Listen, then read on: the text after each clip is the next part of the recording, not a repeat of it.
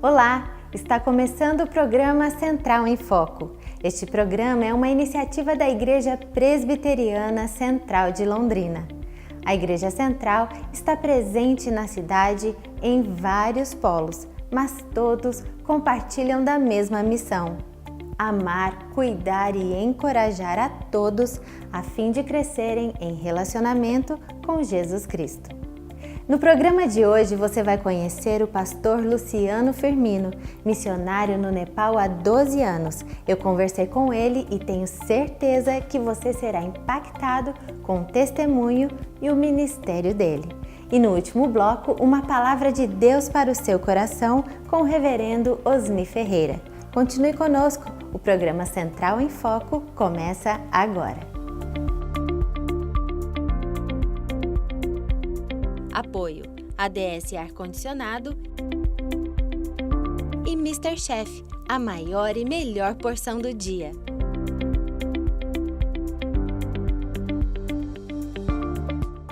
Olá a todos que estão nos acompanhando por este canal, um prazer, foi um privilégio muito grande estar na Central nesse final de semana, podendo compartilhar o que Deus tem feito ali no continente asiático.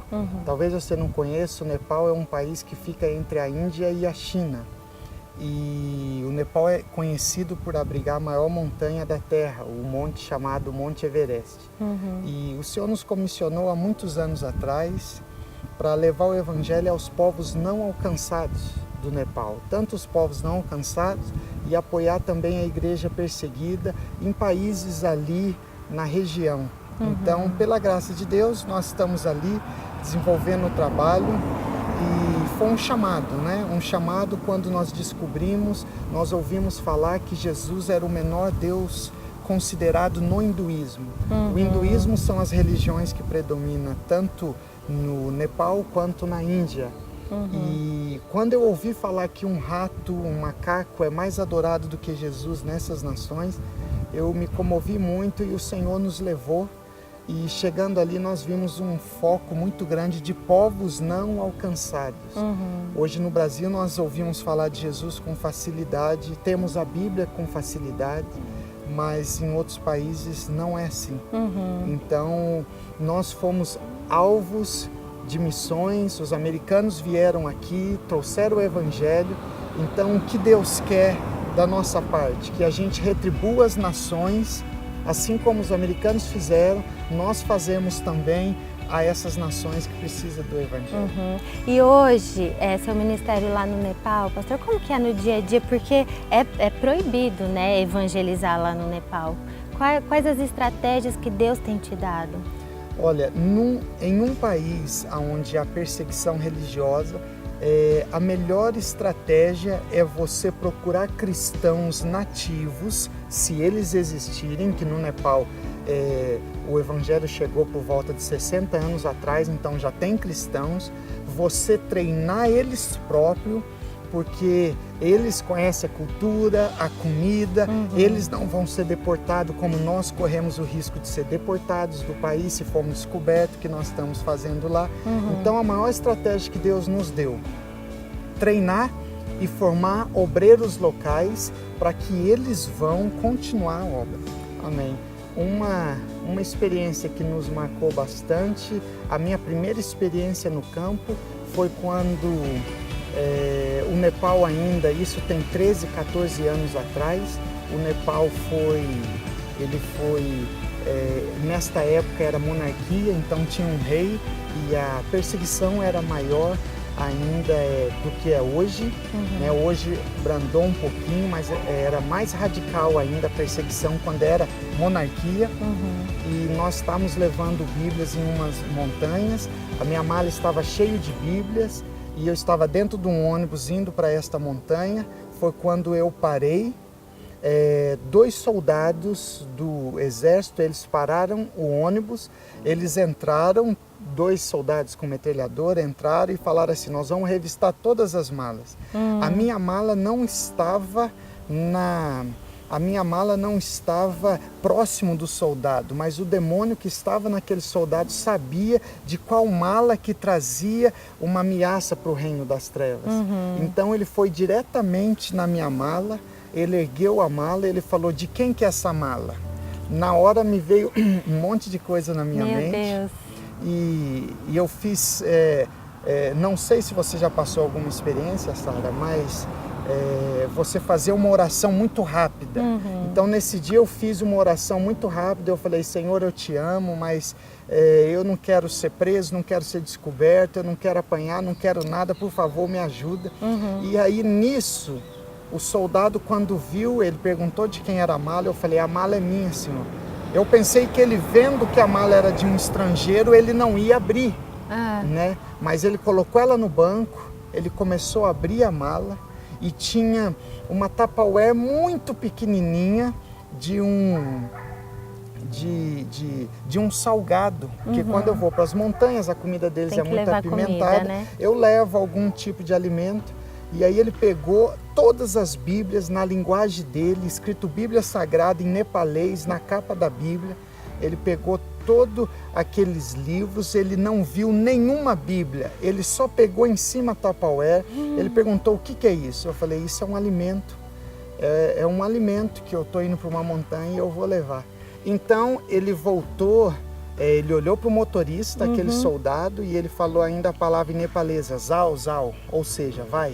Pode ir. E aí aquele soldado saiu e eu fiquei assim, sem imaginar, eu fiquei assim perplexo, não entendendo direito. Eu falei, mas ele não viu as Bíblias, estava cheio de Bíblia, só tinha Bíblia praticamente e um potinho desse tamanho. E ali eu comecei a glorificar Deus no ônibus como pastor tradutor, começamos a glorificar Deus e aí nós chegamos nessas montanhas. 140 nepaleses estavam esperando as Bíblias na montanha. Que bênção. As Bíblias foram entregues e nós louvamos a Deus. Então, resumindo, o que eu aprendi nessa experiência? O diabo, ele só toca em você, se ele tiver a permissão de Deus. Ele só atrapalha os seus planos se ele tiver a permissão de Deus. Se não tiver, ele não pode fazer nada. A Bíblia diz, o maligno não lhe toca. Amém. A palavra de Deus é viva, eficaz, né?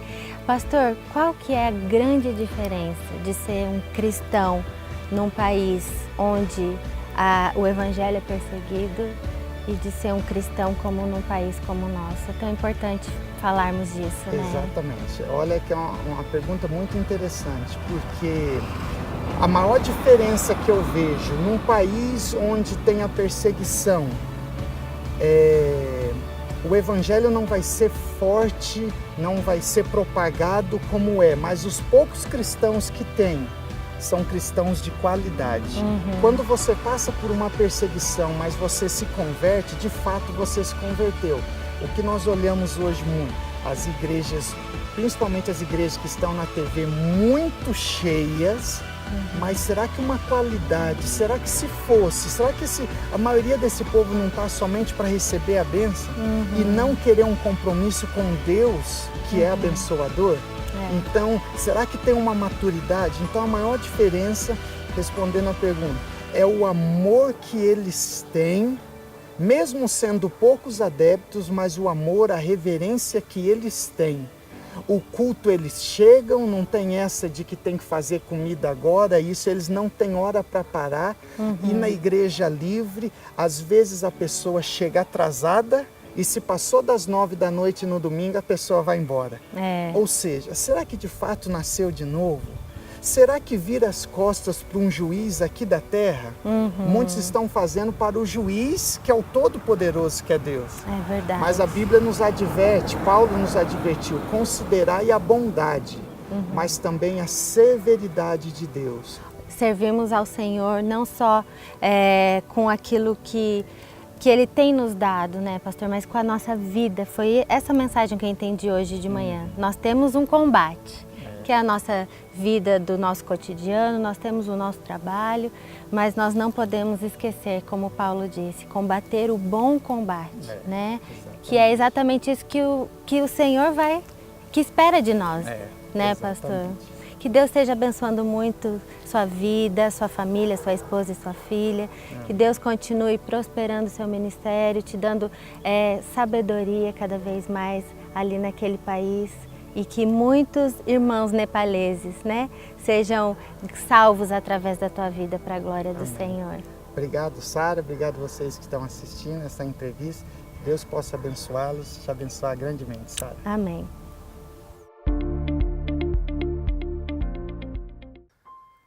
É com muita alegria que estamos de volta nesse domingo tão especial chamado Domingo da Ressurreição, com a palavra de Deus abençoadora para a sua vida. Eu quero trazer o texto de Marcos 16, versículo 6, que diz o seguinte: Ele, o anjo, porém lhes disse: não vos atemorizeis, buscais a Jesus, o Nazareno, que foi crucificado.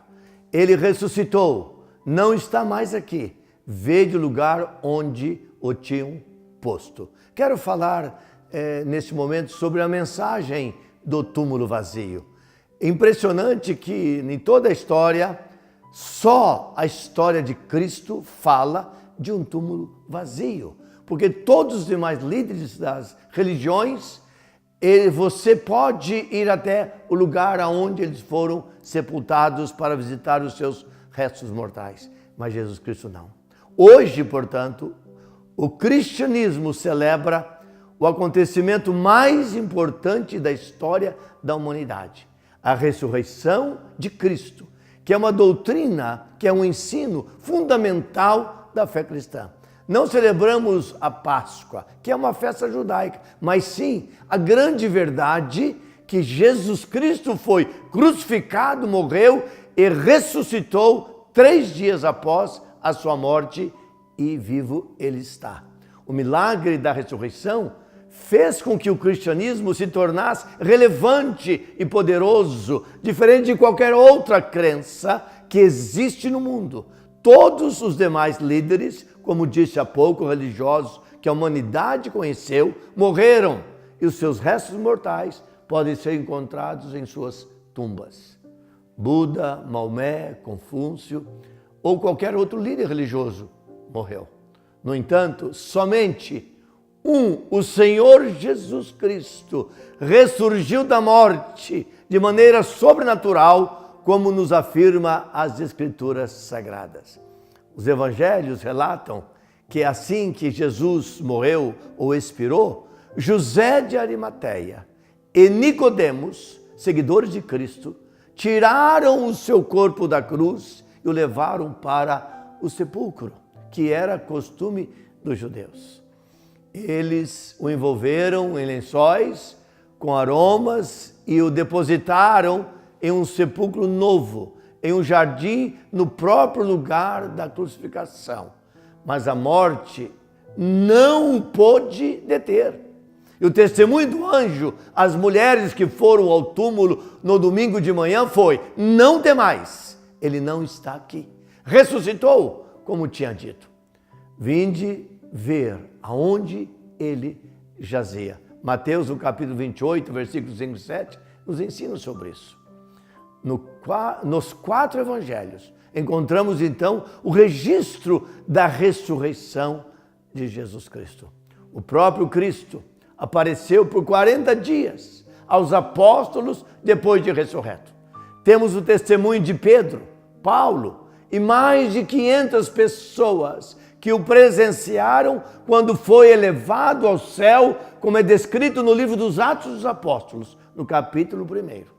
A mensagem do túmulo vazio é poderosa, verdadeira, traz paz e garantia de perdão dos nossos pecados, segurança da nossa salvação e a certeza da vida eterna. Jesus nos assegura a respeito dessas verdades, dizendo: eu lhes dou a vida eterna, jamais perecerão e ninguém as arrebatará da minha mão. Está lá em João, capítulo 10, versículo 28. E o apóstolo Paulo também escreveu: Jesus, nosso Senhor, o qual foi entregue por causa das nossas transgressões e ressuscitou por causa da nossa justificação. Paulo fala isso lá em Romanos, no capítulo 4, versículo 25. Se Cristo tivesse ficado detido pela morte, a mensagem do Evangelho seria falida.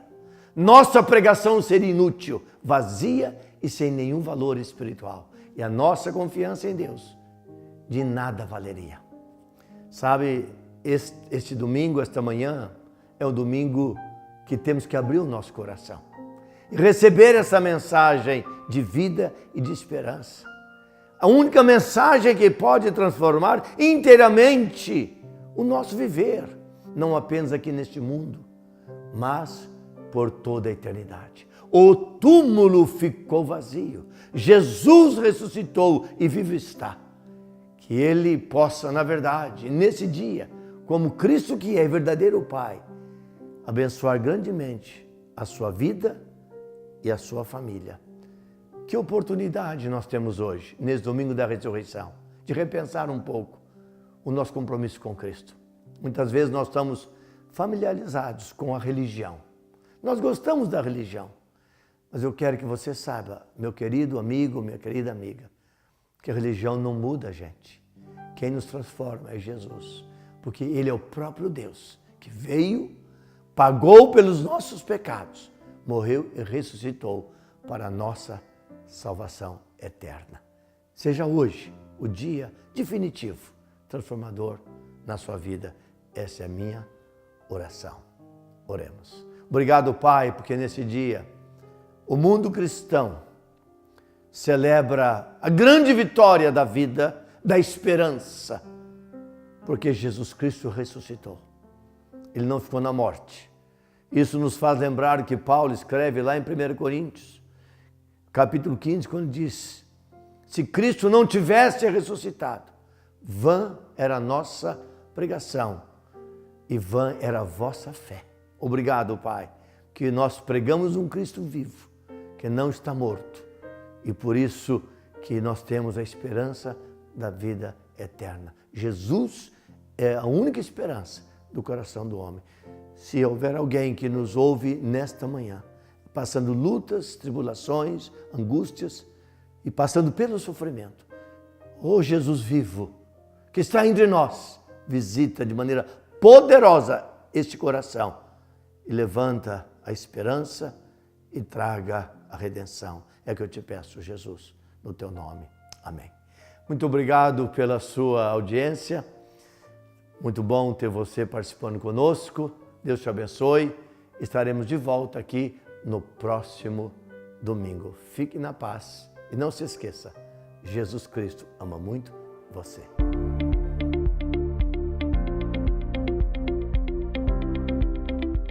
O programa Central em Foco já está quase terminando, mas antes quero te fazer um convite. Venha nos visitar. Ainda hoje dá tempo. Acompanhe a nossa agenda semanal. Aos domingos, cultos de celebração às 10 horas da manhã e 19 horas no Centro de Adoração, Rua João 23, número 401. Às 18 horas, no Templo da Rua Benjamin Constant, 1647. Também nos polos do Jardim São Fernando, Jardim Castelo e Jardim Leonor. Alvorada no altar de segunda a sábado às 6h30 da manhã na capela no Centro de Adoração.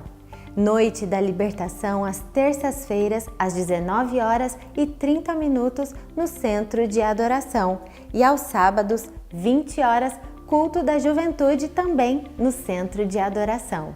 Você pode conhecer melhor a Igreja Central através das mídias sociais. Estamos no Facebook, no Instagram, no Twitter, no YouTube ou pelo site www.igrejacentral.com.br. Tenha uma semana abençoada e esperamos você aqui no próximo domingo. Até lá!